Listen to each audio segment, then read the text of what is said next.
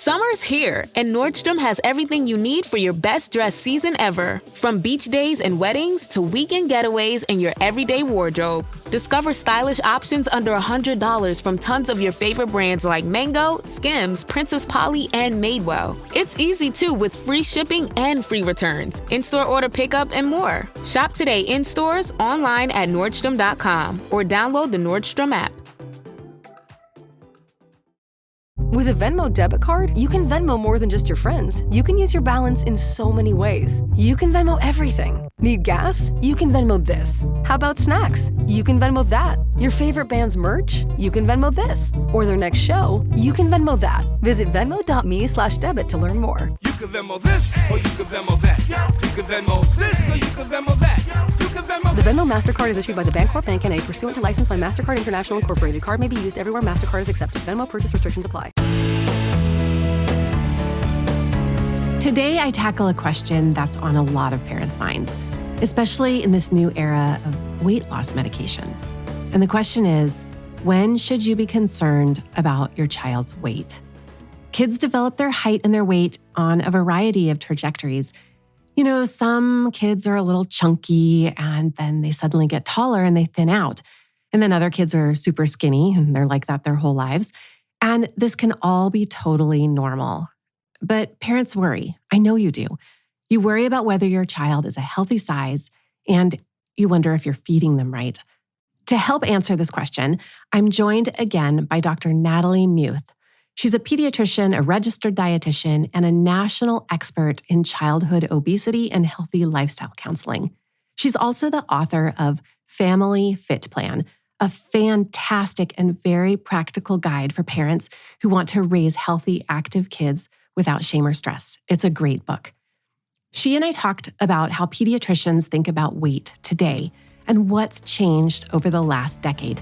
We talked about how parents can support their kids' health in a way that builds confidence, not anxiety. I'm Dr. Wendy Hunter, and I'm the pediatrician next door. I'm that doctor friend you call for practical advice about your kids' health. I mix the science of medicine with the reality of parenting. As a pediatrician, one of the most common questions I get during well-child checkups is, how does the growth chart look? And the truth is, there's not a one-size-fits-all answer. You aren't looking for your child to be on the 50th percentile. I know that seems intuitive, but it's not true. There are a lot more factors to consider. Primarily, we look at the trend, but we also look at the family and we take into account some other factors. What the chart tells us is complicated and it's also very helpful. How do we use it without letting it define a child's health or their self-worth?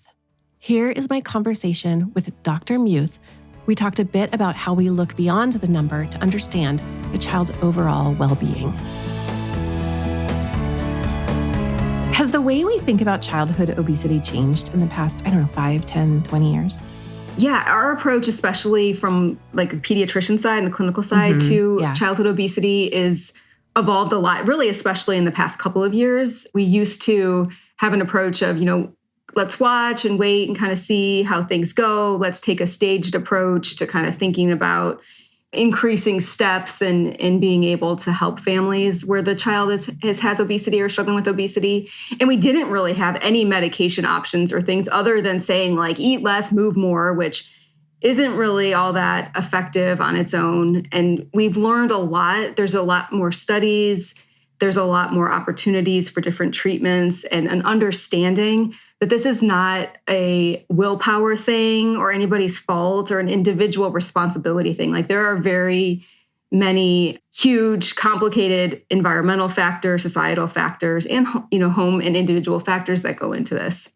I know exactly what you mean because my training really just taught me that if a child's BMI was high on the scale, whatever, that all I needed to do was ask them about juice and then tell them not to drink any juice. But if the family didn't drink any juice, I had like literally nothing else to say. So now I guess we understand there are a lot more complicated factors. I'm getting better at it, but you're going to help me right now too. So let's go back just a step.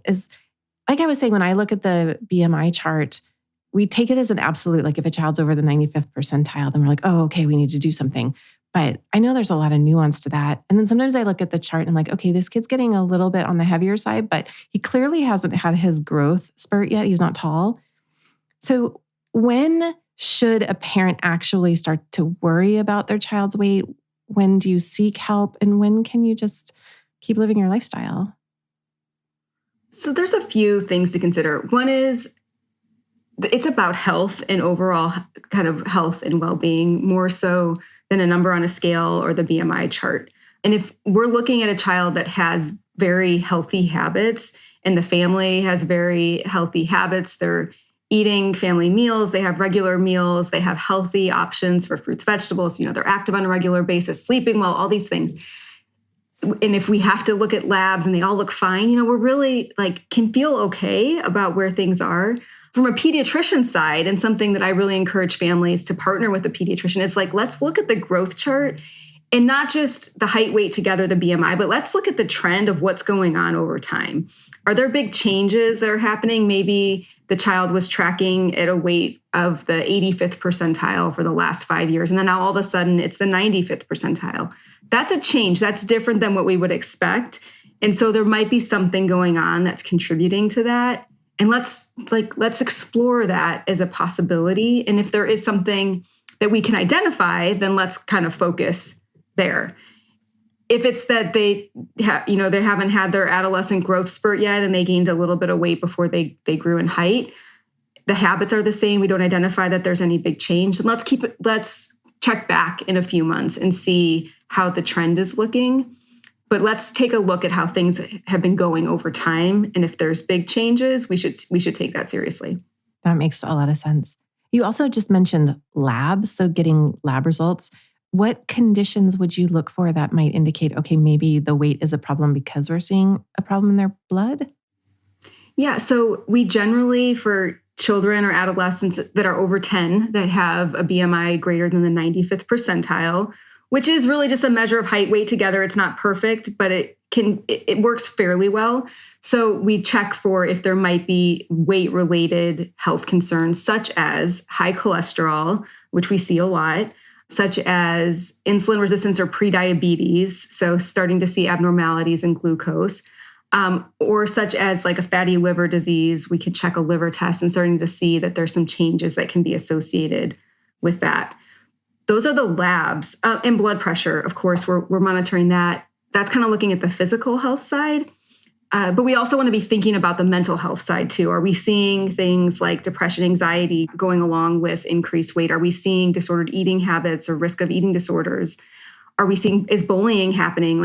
Is snoring? Is the child not sleeping well? All of these things can be associated with increased weight and with obesity. And to get to your earlier question about how have things changed over time, one of them is that we're looking in a much more factors and a whole person approach to how weight can be impacting their physical and mental health. So if self-esteem is affected or there's bullying going on, even that is just enough to say wait, maybe we should do something to make the child feel better about their body image, I suppose. 'Cause it's not really necessarily about the weight absolutely at that point, right? Right, exactly. And a lot of times it's not about the weight absolutely. We don't tell kids you need to lose weight. We don't ever want a child to go on a diet. We're really focusing on the health and their day-to-day habits. And so when there are things like bullying or low self-esteem, we're thinking about what can help that child to be feeling better and stronger and more confident. And a lot of times, different types of physical activity or sports or weightlifting, stuff like that, especially if a child has obesity, in many cases, there's a lot of strength associated with that, physical strength and getting involved in things that they enjoy doing that feel good to them and are fun also helps to increase self-esteem and confidence and overall health and well-being, which ultimately, I can't emphasize this enough, which ultimately is the most important thing when we're working with kids at all and when we're working with kids who have obesity. It's not about the weight, it's about their health and well-being.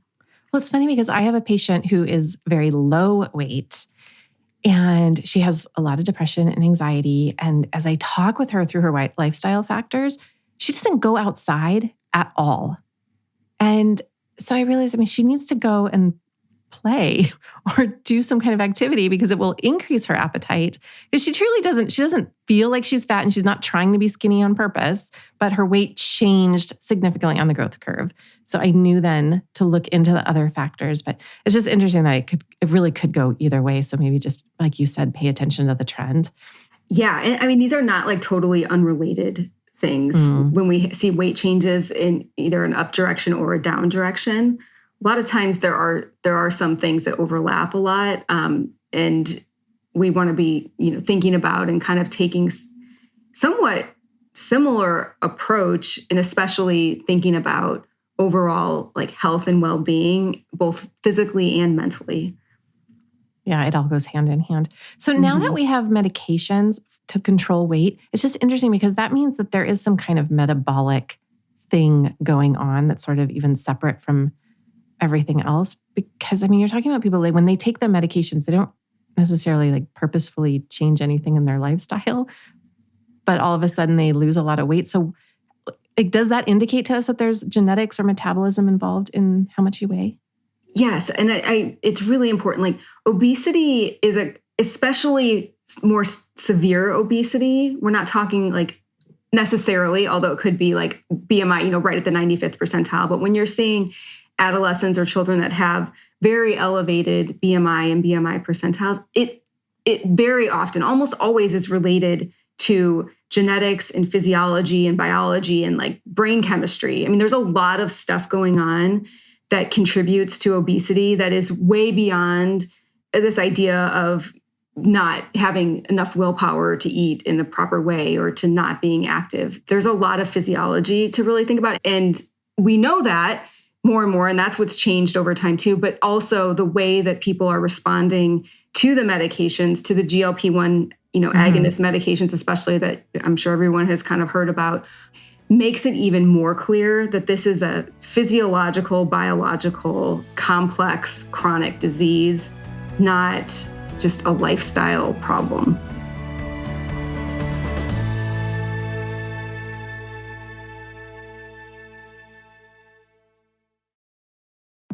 My day kicks off with a refreshing Celsius energy drink, then straight to the gym. Pre-K pickup, back home to meal prep. Time for my fire station shift. One more Celsius, gotta keep the lights on. When the 3-alarm hits, I'm ready. Celsius. Live, fit, go. Grab a cold, refreshing Celsius at your local retailer or locate now at Celsius.com. This episode is brought to you by State Farm. Knowing you could be saving money for the things you really want is a great feeling. Talk to a State Farm agent today to learn how you can choose to bundle and save with the Personal Price Plan. Like a good neighbor, State Farm is there. Prices are based on rating plans that vary by state. Coverage options are selected by the customer. Availability, amount of discounts and savings, and eligibility vary by state. This episode is brought to you by Polestar. There's only one true way to experience the all-electric luxury SUV Polestar 3, and that's to take a test drive. It can go from 0 to 60 in as little as 4.8 seconds with the dynamic handling of a sports car. But to truly understand how it commands the road, you need to be behind the wheel. Up to 350 miles of range, the 3D surround sound system by Bowers & Wilkins. It's all something you have to experience to believe. So book your test drive for Polestar 3 today at polestar.com.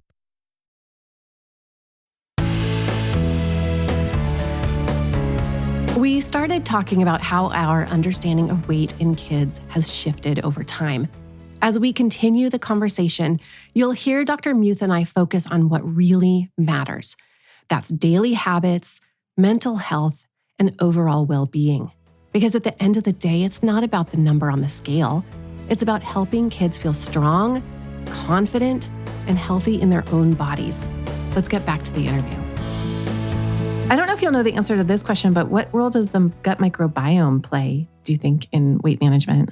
So with the gut microbiome, it's a very evolving area of research right now, and seeming like there is probably a lot of contribution of the gut microbiome to risk for obesity. Interestingly, for example, we know that children who have gotten multiple rounds of antibiotics when they're very young actually have increased risk for having obesity later, probably related in some way to disruption of the gut microbiome. And also physiologically, like we often talk about using hunger to guide intake and satiety and feelings of fullness to stop eating. For many people with more severe obesity, especially, like those cues aren't working properly. Like there's been real studies to show the brain chemistry that like some people don't get the cue to feel full when they've eaten enough. And so that is part of what can contribute to overeating. I've heard there's something called culinary medicine, and I think you kind of were alluding to that. What is that? Yeah, it's another fascinating area that's been emerging a lot over time. And culinary medicine, well, there's lots of facets to it, but it's really understanding and using food and cooking and the experience of eating in a really positive way to positively impact health and well-being. You can think of like an antithesis to culinary medicine is like the typical American, diet of ultra-processed foods and eating out of a package and, grabbing food on the run and pouches and snacking on stuff all the time. Whereas culinary medicine is this idea of helping people develop the skills and tools to be able to eat real foods, prepare real foods, enjoy them in an affordable way, in a way that is fun and enjoyable and also can be quick and like fit into a busy life and fit into a limited budget. So it really takes us away from this diet mentality at all around health and well-being and managing weight to more of an enjoyment of real foods and incorporating different foods into one's eating plan that can really help promote health and well-being, again, physically and mentally. Are there people who practice culinary medicine that you can specifically find, or are they just like any dietitian? Yeah, well, so there's a lot of what are called teaching kitchens that are kind of popping up across the country where it's really different dietitians, physicians. There's culinary medicine physicians who do the medical side of food and like food is medicine and help families or help people who have chronic conditions to be able to eat in a way that helps to treat their disease. You can find them. There are more and more people that are doing this. Some are doing it as a specialty, but others are doing it really kind of incorporating it into a clinical practice or having partnerships in the community where there are teaching kitchens to say, okay, you have obesity or you have high cholesterol, high blood pressure. Maybe medications are part of your treatment plan, but also nutrition and learning how to cook and prepare foods in a way and eat in a way that's going to help treat your disease is a really important part of it too. What do you think are some of the pitfalls that parents fall into or misconceptions that they have when it comes to managing their children's weight? I mean, I think the first thing I think of is like parents always blame screen time, which it probably is partly to blame.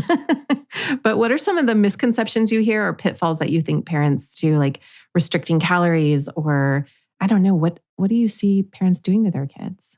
Yeah, well, to start overall, I think parents come to addressing weight and weight concerns with a love of their child and wanting their child to be healthy and well.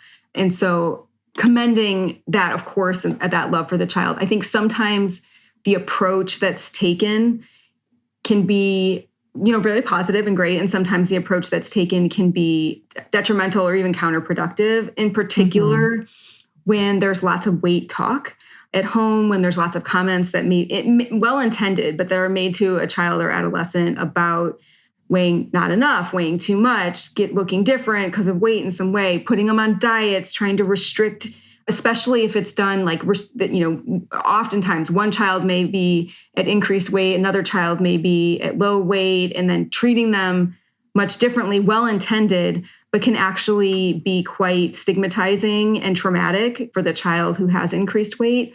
So I really encourage parents and families to not talk about weight or emphasize weight or have it be about weight, and to never diet or put a child on a diet or talk about dieting or diet ourselves, right? Like we are models for our kids, but rather taking an approach that's very positive and that's supportive for the whole family.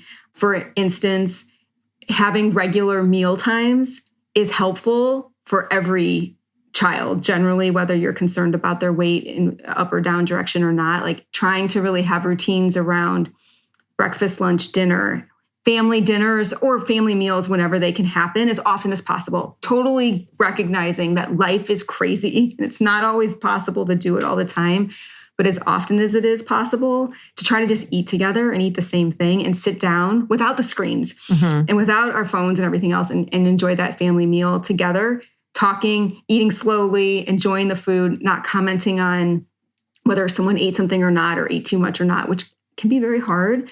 But those are all things that in the long run are supportive to the child and help them.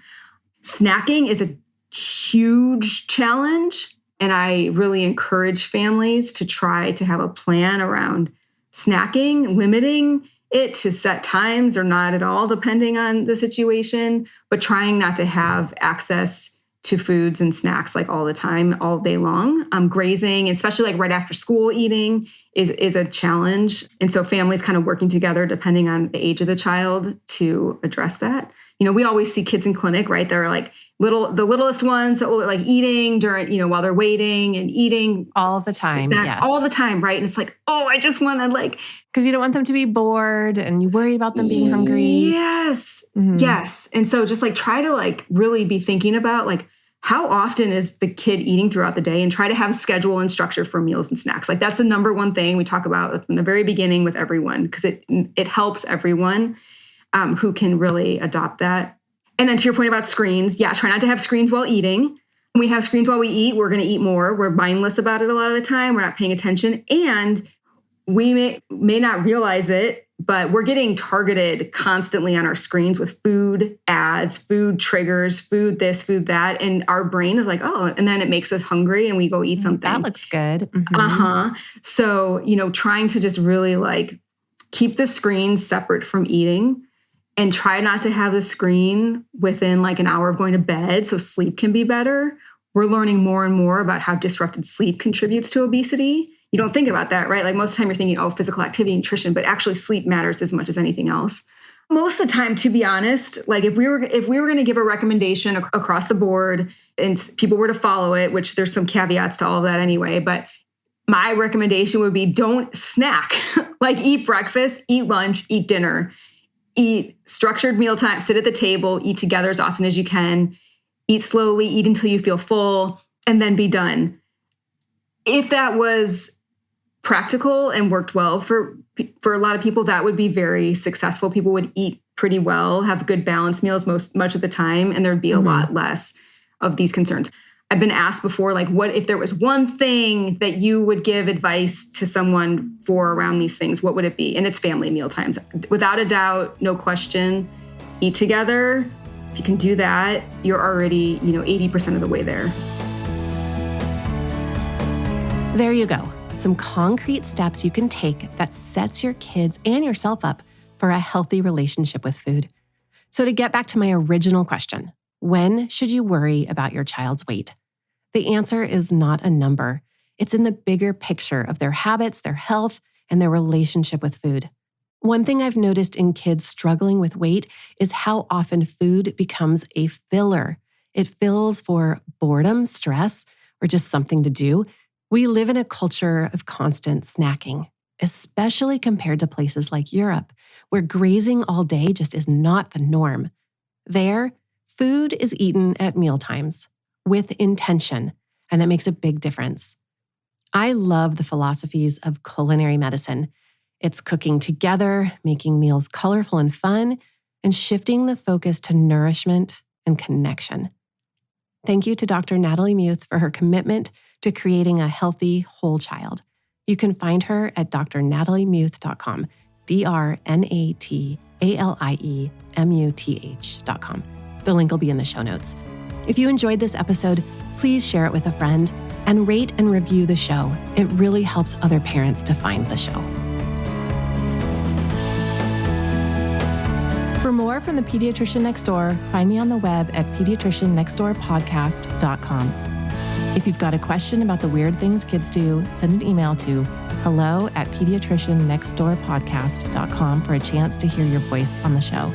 I'm Dr. Wendy Hunter, and I'm the Pediatrician Next Door. This show is produced by Red Rock Music. Make sure to subscribe and leave a review wherever it is you're listening. I'll be back next time with more.